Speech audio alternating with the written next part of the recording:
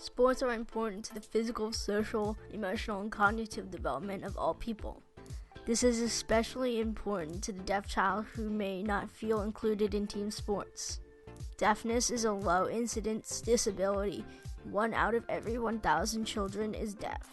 Because there is such a low number of deaf children in sports, coaches may be unsure as to how to coach a deaf or hard-of-hearing child. To start off, I'm going to demonstrate a few ways you can get the attention of a deaf or hard-of-hearing child. One way is to tap the player on the shoulder. Another way is to walk around them until they are facing you.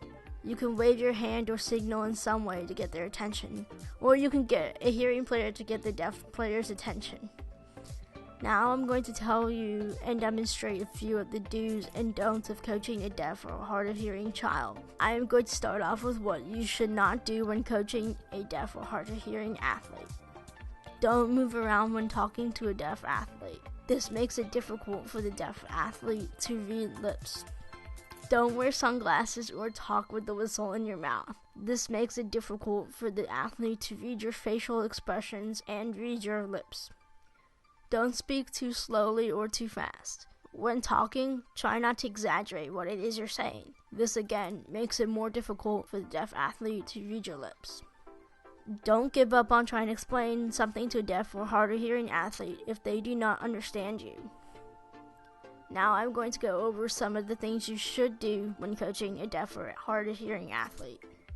Do ask the athlete what method of communication they prefer best. This will help you decide whether or not you need an interpreter, or if you need to write things out, or if they are comfortable reading lips. Do try to limit distractions such as noise as much as possible by moving to a quieter location to explain things such as plays or drills. Do stand in one place when talking or communicating with the deaf player. This allows the player to read your lips and get a better understanding of what it is you're asking them to do. Also, try to maintain eye contact as much as possible. Do be sure you are standing in a well-lit area. If you are outside, be sure you are standing so that the sun is shining on your face.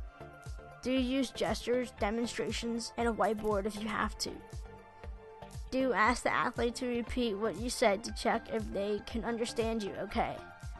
These are the do's and don'ts of coaching a deaf child. However, many of these tips can also apply to the normal hearing child as well. Use these tips to improve your coaching abilities to those players in need.